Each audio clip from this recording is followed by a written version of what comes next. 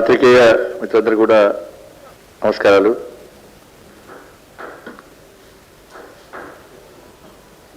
తెలంగాణలో భారతీయ జనతా పార్టీ కార్యకర్తల మీద, నాయకుల మీద రాష్ట్ర ముఖ్యమంత్రి డైరెక్షన్లో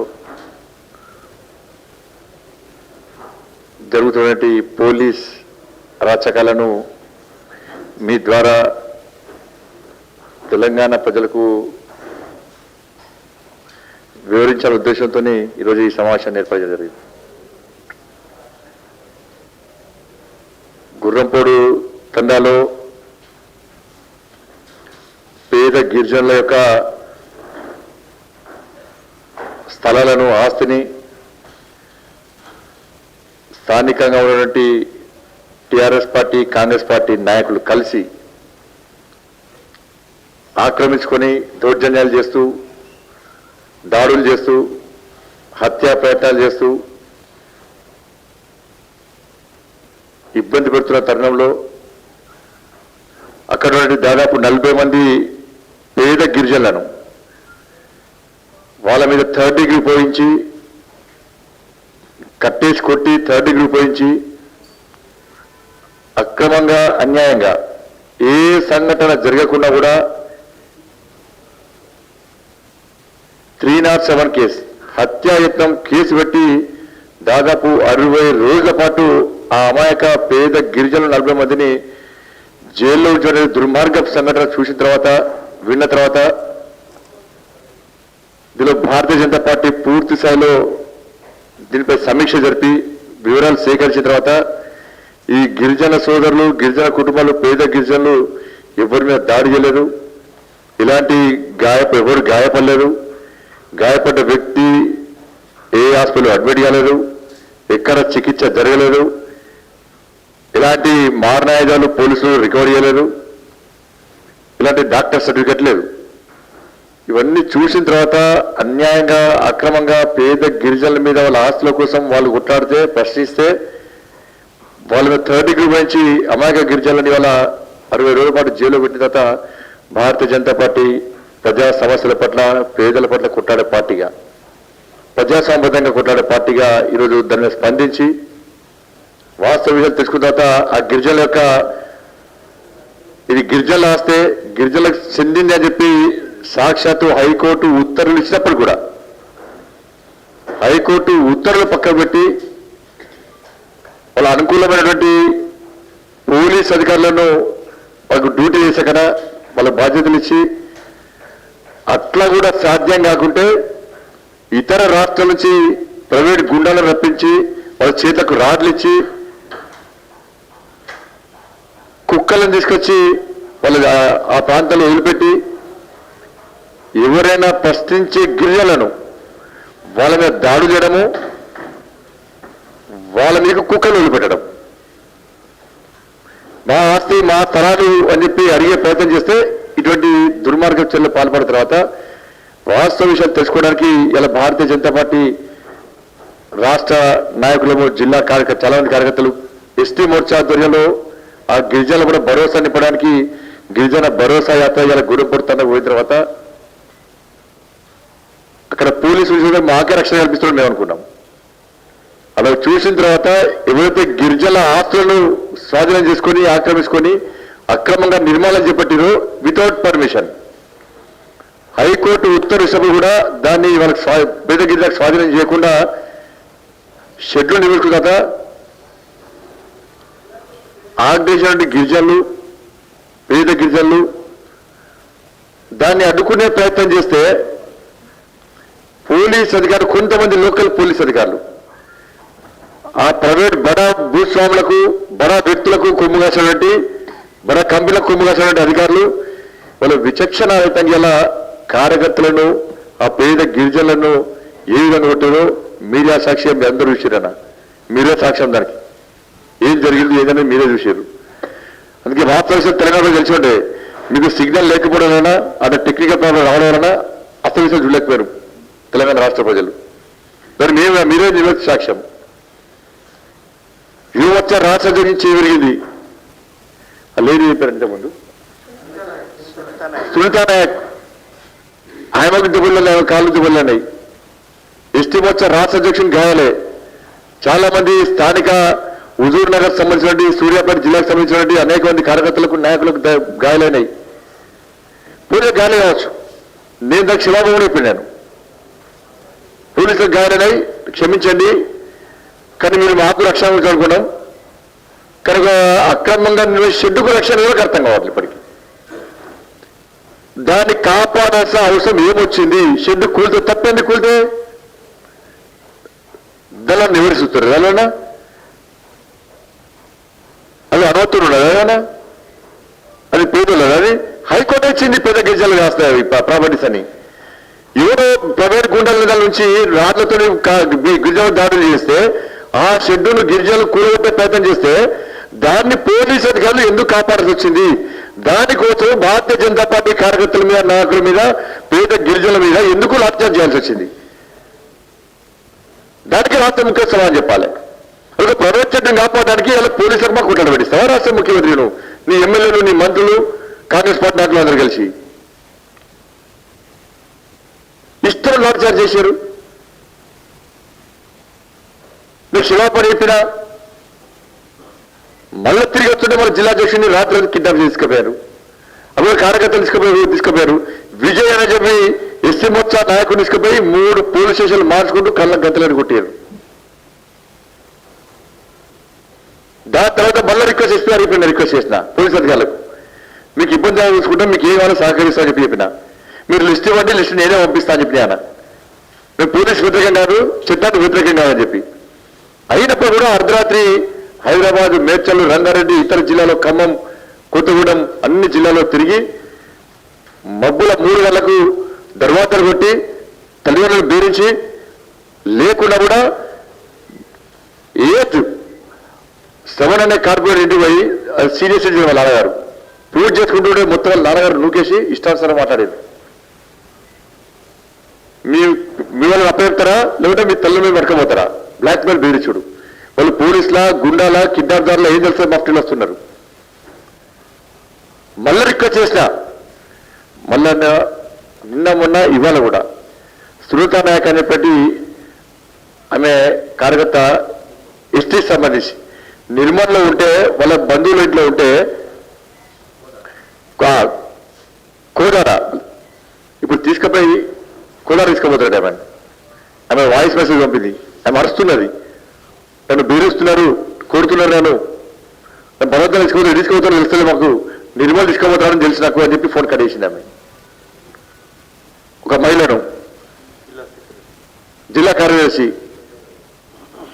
వాళ్ళ జనగామ నుంచి ఒక కార్యకర్త పట్టుకపోయారు. ఇలా ఎఫ్ఐఆర్ రాశారు, ఇంతమంది రాశారు అండ్ అదర్స్ అని పెట్టారు. అంటే రాష్ట్ర ముఖ్యమంత్రిని ఏం చేయదలుచుకున్నావు తెలంగాణ రాష్ట్రాన్ని? అసలు నీ పాలసీ ఏంది? నీ పద్ధతి ఏంది? అసలు నాగార్జున సాగర్ బహిరంగ సభ సందర్భంగా రాష్ట్ర ముఖ్యమంత్రి ఒక పోలీస్ అధికారిని పిలిచి ఎట్టి బస్సులో భారతీయ జనతా పార్టీ కార్యకర్తల నాయకులను ఎవ్వరు వదిలిపెట్టకండి, అవసరం 30 రూపాయించండి, ఎట్టి బస్సులో వాళ్ళు వదిలిపెట్టే ప్రసక్తి లేదు, మీరు వదిలిపెట్టద్దని చెప్పి ఒక పోలీస్ అధికారికి పక్కా డైరెక్షన్ ఇచ్చింది. ఇలా పోలీస్ అధికారి మొన్న నేను చెప్పినట్టు ఐజీ ప్రభాకర్ రావు పదవి విరమణ పొందాడు. కేసీఆర్ అనుంగ శిష్యుడు, కేసీఆర్ అనుగుడు, కేసీఆర్కి అన్ని దాచిపెట్టే వ్యక్తి.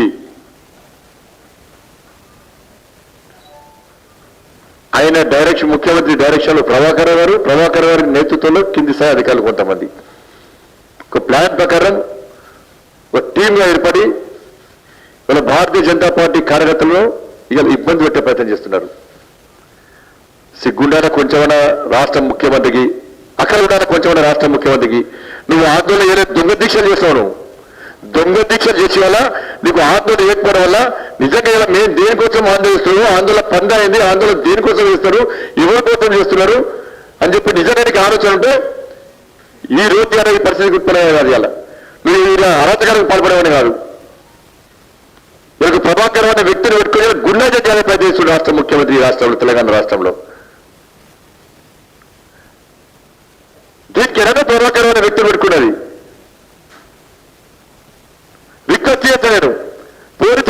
చేసిన ఆయన కూడా పోలీసు అధికారులు ఒత్తిడి చేస్తున్నారు. డైరెక్ట్ చెప్తున్నారు పోలీసు అధికారులు ప్రభాకర్ రావు చెప్తున్నారు, మేము చేస్తున్నామంటున్నారు. అసలు ఎవరు ప్రభాకర్ రావు? కోట్ల రాష్ట్రాలు సంపాదించిన ఆయన ఎక్కడెక్కడ స్థానంలో తీస్తున్నాడు బిడ్డాని సంగతి చూస్తా. నేను ఊరిపడే ప్రసక్తి లేదు. ప్రభాకర్ రావు చెప్తున్నాను, నువ్వు ఎక్కడెక్కడ స్థలాలు ఉన్నావు, నీ ఆస్తి పాత్రని ఇవాళ 2023 వరకు మాత్రమే నువ్వు నమ్ముకున్నావు, నువ్వు పెంచిపోతున్న రాష్ట్ర ముఖ్యమంత్రి. 2023 దాకా నీ సంగతి చూస్తాం మేము. ఈ ముఖ్యమంత్రి శాశ్వతం కాదు, ఈ ప్రభుత్వం శాశ్వతం కాదు. దయచేసి పూర్తి చర్యలు విజ్ఞప్తి చేస్తున్నాను. నేను మళ్ళీ హెచ్చరిస్తున్నాను, రిక్వెస్ట్ చేస్తున్నా, డిమాండ్ చేస్తున్నా. ఈ ముఖ్యమంత్రి మాటలు విని, ఈ ప్రభాకర్ రావు అనే వ్యక్తి మాటలు విని మీరు భారతీయ జనతా పార్టీ కార్యకర్తల మీద దౌర్జన్యాలు చేస్తే నెక్స్ట్ వచ్చేది భారతీయ జనతా పార్టీ ప్రభుత్వం అనే విషయాన్ని కూడా గుర్తుంచుకోండి.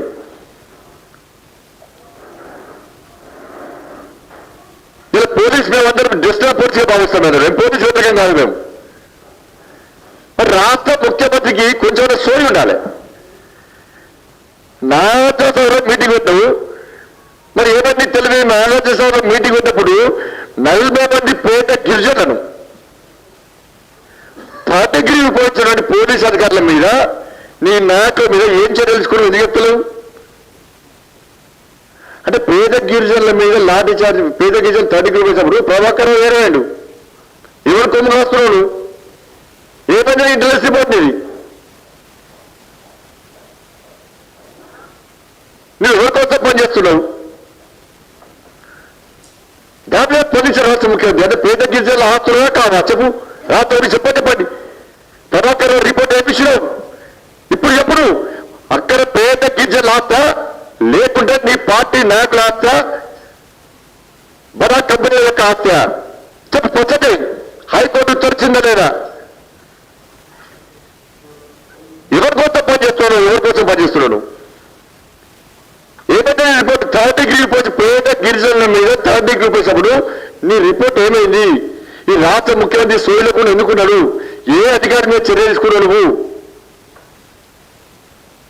60 రోజుల పాటు జైలు పెట్టినప్పుడు ఏదైతే నీ ఇంటెలిజెన్స్?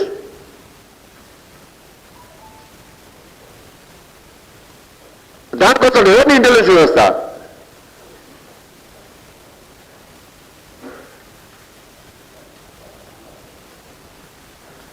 ఒక రాచరిక పాలన తెలంగాణ రాష్ట్రంలో రాక్షసుడు, ఒక రాక్షసులకు వేస్తున్న రాష్ట్ర ముఖ్యమంత్రి. నీ టీఆర్ఎస్ పార్టీ నాయకులు అడ్డదారులు వచ్చాడు, పైరవుతుని ముఖ్యమంత్రి గారిని మంత్రిస్తున్నవచ్చు, నాయకులు చలమంత్రి వచ్చు. భారతీయ జనతా పార్టీ కార్యకర్తలు మళ్ళీ చెప్తున్నా, భారతీయ జనతా పార్టీ కార్యకర్తలకు నీ జైలు కొత్త కాదు. ఇప్పటికీ తెలంగాణ రాష్ట్రంలో ఈ 6 నెలల కాలంలో దాదాపు 4 జిల్లా అధ్యక్షులు జైలుకు వెళ్ళారు, రాష్ట్ర నాయకులు జైలుకు వెళ్ళారు, కార్యకర్తలు జైలుకు వెళ్ళారు. 53 మందిని ఒకటేసారి ఒకే కేసులో జైలుకు పంపినటువంటి చరిత్ర తెలంగాణ ఉద్యమ సమయంలో లేదు.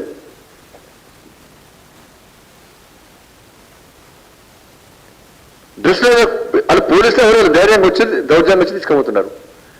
పోలీసు ఉన్నతగానే విజ్ఞప్తి చేస్తున్నా, వాళ్ళ కూడా నచ్చలేదు. ఏదైంది ఫ్రెండ్లీ పోలీస్? అందుకే ఊరికెవరు ఎవరైతే జైలుకు పోయారో ఈ జైలుకు పోయే సంఘటనలే ఇవాళ నాగార్జున సాగర్లో భారతీయ జనతా పార్టీని గెలిపిస్తున్న విషయాన్ని రాష్ట్ర ముఖ్యమంత్రి కూర్చొని నిన్ను ముంచేది ఆ ప్రభాకర్ రావు వస్తాడు. ఆ ప్రభాకర్ రావు అనే వ్యక్తి అటువంటి మంది వాయులో ఉన్నారో ఆ బలం అంతా గుడ్డనకలకని పక్కన ఎవరవుతున్నారో వాళ్ళే నీ కుప్పం వస్తారు. రాసిపెట్టుకో రాష్ట్ర ముఖ్యమంత్రి. నువ్వు ఎవరిని నమ్ముకున్నావో వాళ్ళే ఆశ చేస్తారు. నేను వాళ్ళ అరాచకాలనే ప్రజల పడి నిన్న వ్యతిరేకత వస్తున్నది. నువ్వు రాక్షసులుగా ప్రజలు ఇలా నేను భావిస్తా ఉన్నారు. ఇలా భారతీయ జనతా పార్టీ కార్యకర్తలు గిరిజనులు ఎవరైతే జైలుకు వెళ్ళారో వాళ్ళే ఇవాళ నాగార్జున సాగర్లో గడపకు గల్లీ తిరిగి ఇవాళ భారతీయ జనతా పార్టీ గెలిపిస్తారు, గెలిచి తీరుతాం. అదే గుణపాఠంగా అవుతుంది. నాగార్జున సాగర్ ఎన్నికల ఫలితాల తర్వాత ఇలా ముఖ్యమంత్రి తల ఎడబెట్టుకుంటూ అర్థం అనే ఆలోచించుకోవాలి. నాగార్జున సాగర్ గిరిజనుల అమాయకులు కాదు, తెలంగాణ రాష్ట్రంలో గిరిజనుల అమాయకులు కాదు, పేదల అమాయకులు కాదు. నువ్వు పోలీసుల ద్వారా గుండాగా చేయాలని చూస్తున్నావు, నువ్వు పోలీసుల ద్వారా భారతీయ జనతా పార్టీని అణచాలని చూస్తున్నావు. రబ్బర్ బాల్ లెక్కైతే నీ పరిస్థితి, రబ్బర్ బాల్ కిందంతా కూడా అది లేస్తుంది, అదే పరిస్థితి అవుతుంది. ఇప్పటికే నచ్చేస్తున్నావు రాష్ట్ర ముఖ్యమంత్రిని. అలాంటి ఆఫీసర్లు నమ్ముకోకు నువ్వు. ఏమైంది నిన్న అడ్వకేట్ హత్య జరిగింది, సో ఇది రాష్ట్ర ముఖ్యమంత్రికి ఏమన్నా ఒక అడ్వకేట్ దంపతులను ఒక మహిళను చంపారు, ఆయన ముఖ్యమంత్రి మాట్లాడాడు. ఆయనకు ఉండాలని ఒకటే తెల్లారు వేస్తే రాత్రులు వేస్తే బీజేపీ బీజేపీ బీజేపీ. ఎమ్మెల్సీ ఎన్నికలు వస్తున్నాయి, మేధావర్గం అంతా ఆలోచిస్తున్నది, భారతీయ జనతా పార్టీ కార్యకర్తలను ఇబ్బంది పడుతున్న విషయాన్ని ఆలోచిస్తున్నారు. తప్పకుండా ఏం చేయాలో అది చేస్తాం. పోలీస్ అరాచకాలకు వ్యతిరేకంగా భారతీయ జనతా పార్టీ కార్యకర్తలను ఈ రాష్ట్ర ముఖ్యమంత్రి పోలీసుల ద్వారా ఏ విధంగా వేధిస్తున్నాడో, ఏ విధంగా ఇబ్బంది పడుతుండో తప్పకుండా అదే స్థాయిలో గుణపాఠం పక్కా చెప్తాము, చెప్పి తీరుతాము. ఈ కేంద్ర ప్రభుత్వం దృష్టి తీసుకెళ్తాం. తప్పకుండా రాష్ట్ర ముఖ్యమంత్రి సంగతి చూస్తాము. అతి త్వరలో ఏం చేయాలో చేస్తాం. నువ్వు సూర్యాపేటలో చాటిస్తాం, హుజూరాబాద్ చాటిస్తాం, నీ ఎమ్మెల్యేల చిత్తా మొత్తం ఇస్తాం బయటికి. మొన్న ఇప్పుడు మళ్ళీ తీస్తున్నాం, మొత్తం చాట్ తయారిస్తున్నాం. ఎమ్మెల్యేలది, మంత్రులది అన్ని తీస్తున్నాం. ఏ నియోజకవర్గాలు పెట్టాం, అన్ని నియోజకవర్గాల్లో నీ ఎమ్మెల్యేగా నేను తిరగడే విధంగా చేస్తా, నీ మంత్రులను నేను తిరగడే విధంగా చేస్తా. నిన్ను వదిలిపెట్టే ప్రసక్తి లేదు. భయమైతే చూపడతా నీకు. ఇలా నీ నువ్వు బామ్మని భయపడ్డే ప్రయత్నం చేస్తున్నావు. నీతో కాదు, నీతో కాదు, నీ కుటుంబంతో కాదు.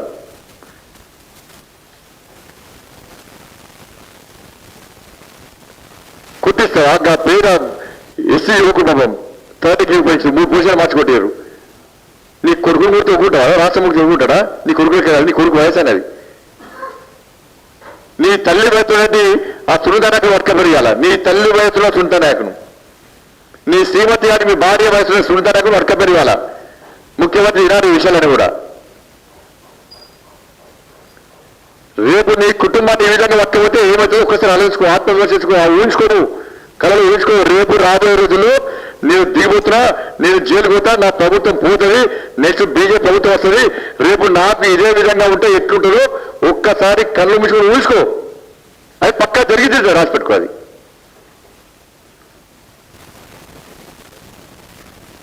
కర్ణాటక గుర్తుంచుకోసారి, ఉదయాంత గారిని గుర్తుంచుకో, లల్లు ప్రసాద్ గారిని గుర్తుంచుకో.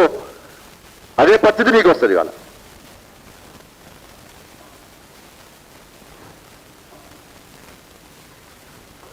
చూస్తారు ఇవాళ ఎమ్మెల్యేలుగా అక్కడ ఎమ్మెల్యేని మొత్తం ఎమ్మెల్యేనే.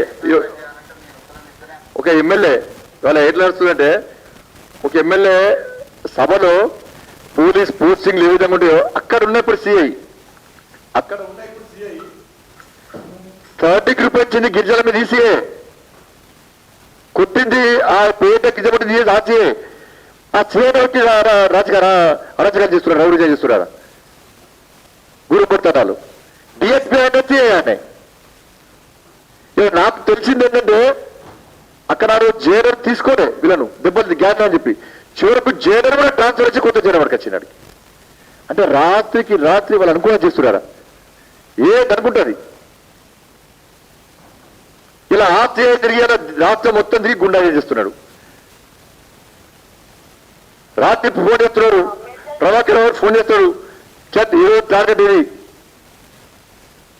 ఇలా గొర్రెలను పట్టించండి, బాబులు పట్టిస్తాం, మనము కూటిన గురువును పట్టిస్తాం అమ్మవారికో స్వామి వారికో. అలా భారతీయ జనతా పార్టీ కార్యకర్తలు టార్గెట్ చేసి ఈ విధంగా అరవై ప్రయత్నం చేస్తా ఉన్నారు వీళ్ళు. కానీ రాష్ట్ర ముఖ్యమంత్రి తర్వాత జరిగే పరిణామాలు ఊహించుకో.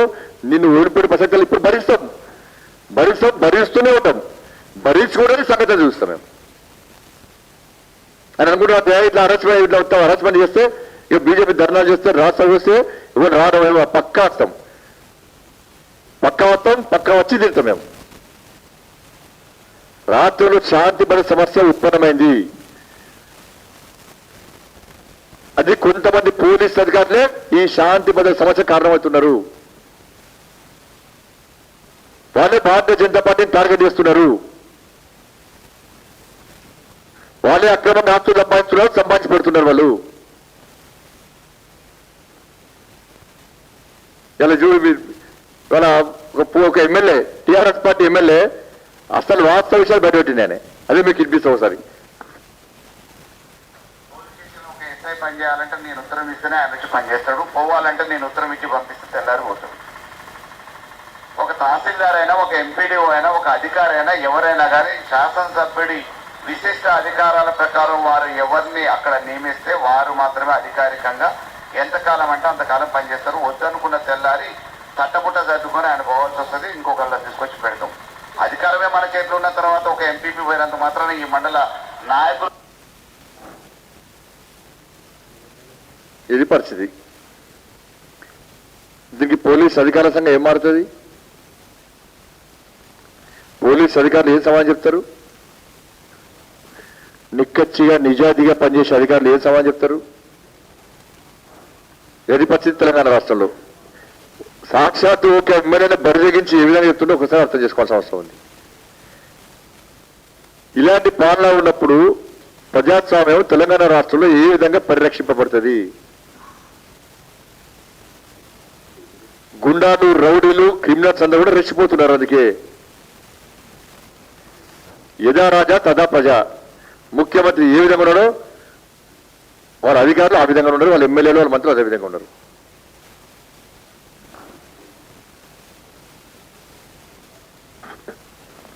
కాబట్టి దయచేసి రాష్ట్ర ముఖ్యమంత్రి డిమాండ్ చేస్తున్నాను, ఒక గుర్రపోడు తండాను చూసి అలా భారతీయ జనతా పార్టీ కార్యకర్తలను, నాయకులను ఇబ్బంది పెట్టే ప్రయత్నం చేస్తే అదే ఇబ్బందులు పెట్టిస్తా. Subscribe to our channel by clicking the subscribe button. Click the bell button and enjoy the latest uploads from our channel.